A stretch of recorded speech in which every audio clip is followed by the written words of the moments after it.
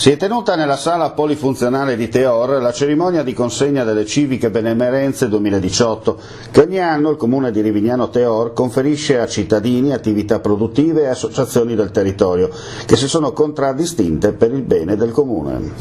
L'occasione per fare il punto con il sindaco Mario Anzil sul 2018 che va a concludersi. È stato un anno di difficoltà che però siamo riusciti a superare e in questa congiuntura difficile siamo riusciti a fare gran parte, se non tutte, le opere che ci eravamo impegnati a realizzare, quindi di questo siamo soddisfatti. E questa consegna delle civiche benemerenze che ogni anno a Natale rinnoviamo nella tradizione è proprio l'occasione, uno, per ripensare all'anno che se n'è andato, per programmare il prossimo anno e soprattutto per un momento di riconoscimento nei confronti di chi ha fatto qualcosa per la nostra comunità.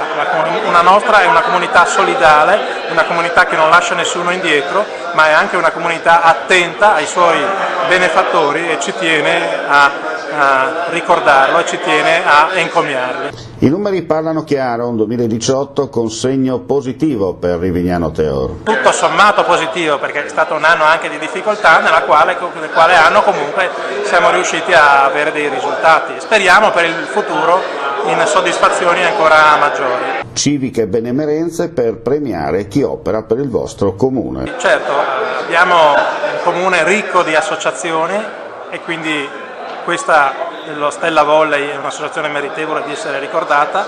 Abbiamo un comune ricco di persone che si sono impegnate nella comunità e Onelio Tonizzo, tra le persone viventi, e il ricordo di Edi Tonizzo sicuramente merita di essere portato a esempio anche per i giovani. E abbiamo un comune ricco di aziende che portano la tecnologia nostra in tutto il mondo ed è giusto riconoscere anche a loro doveroso. Basta che dire buon 2019. Buon 2019. Dopo aver sentito il primo cittadino, ora la parola al parroco Don Paolo Brida. È una serata molto bella anche questa, che quasi veramente ci inserisce nel clima del Natale, perché è una serata di comunione dove tutte le realtà vengono valorizzate e le persone anche, no? Che hanno fatto del bene a questa comunità, sia quelle che ci hanno preceduto e sia quelle che ancora sono sul territorio, e per cui è anche un celebrare lo stesso spirito del Natale, che è comunione, che è collaborazione, che è conoscenza soprattutto, per cui io credo che è veramente l'anticipo di quanto celebreremo nei prossimi giorni. Insomma, di questa comunità non si butta via niente, Monsignore. Che se dobbiamo stare attenti a non dormire, diciamo così, sugli allori, no?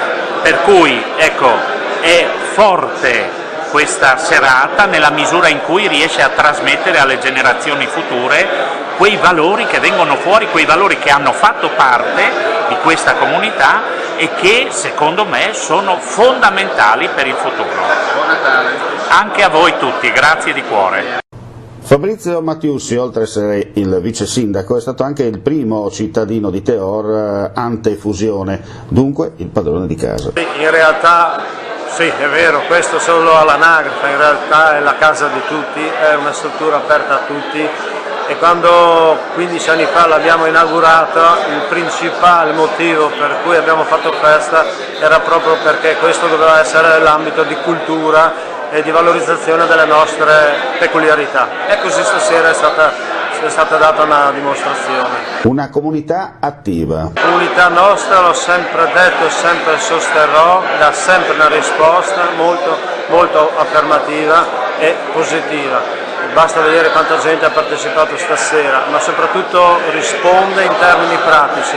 È un popolo che è sì presente ma lavora silenzioso. È quella la cosa che più ci gratifica e ci dà sostanza e valore al nostro territorio. E per concludere? Visto che siamo il 17 dicembre, a 15 giorni dalla fine dell'anno solare, buon Natale a tutte le famiglie, che sia un 2019 di speranza e di salute, serenità e di lavoro, perché il lavoro porta molta solidarietà e serenità. Anche la Thermokey è stata premiata, un know-how che parla chiaro, investire in loco con manodopera locale.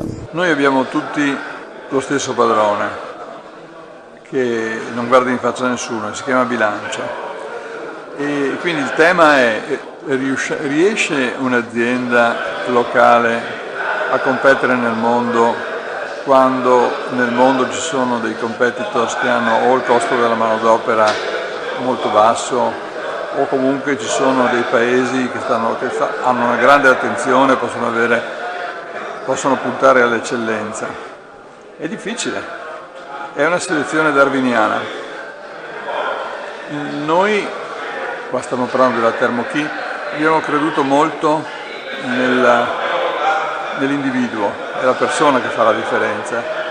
Tra un'azienda del Burundi, dove il costo del lavoro è bassissimo e gli orari sono inumani, e un'azienda del nord Europa, dove il costo del lavoro è elevato e gli orari sono limitati, la prima perde, l'altra vince. Perché?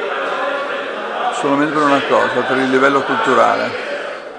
Per il livello culturale dell'azienda, che vuol dire il livello culturale non solo dell'azienda ma di tutto l'insieme, di tutta la comunità. E questa è la sfida. Io credo che lì dobbiamo puntare e dobbiamo avere come arma per vincere la selezione darwiniana proprio questo tipo di cultura. Quale cultura? La cultura di non fare sempre i consulenti dei lavori degli altri, ma di far bene il proprio, la cultura di centralizzarsi rispetto al proprio lavoro e di amministrare le proprie competenze. Questa è una cosa che ho detto così velocemente, nella realtà è una cosa abbastanza complessa da portare, però è quella che ti fa la differenza. E credo molto in questo. Il centralizzare e riunire il pensiero con l'azione per riportare il lavoro manuale alla dignità che aveva una volta, quando era il lavoro degli artigiani e non più quello delle catene di montaggio. Ricongiungere il pensiero con l'azione vuol dire centralizzarsi rispetto a quello che si fa. Credo che siano queste delle cose che poi sono anche semplici a dire, meno semplici a fare. Comunque ce la faremo.